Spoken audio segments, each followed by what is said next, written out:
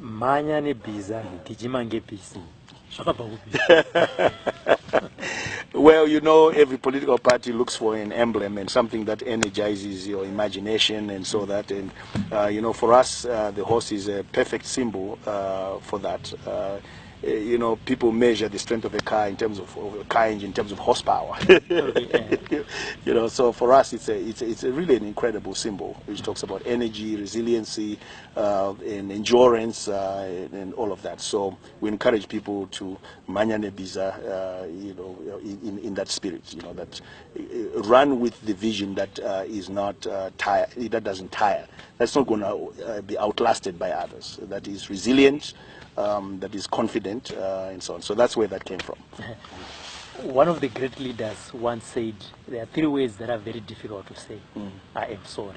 And we have seen it, we discussed about it when we started this interview, when someone was asked whether he was going to say, I am sorry, and he had to dilly-dally on that question.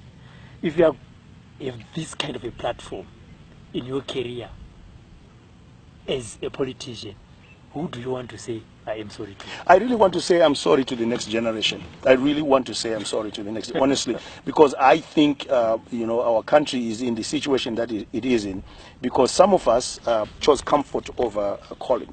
Some of us decided that, you know, we wanted to go out there and enjoy ourselves and be able to educate our children and go for holidays and so on, instead of actually believing that we could do that here in our country if we fixed it. You know, that's the generation I'm sorry to, the next generation. And yeah, and that's why I'm so committed to making sure that we can do the right thing.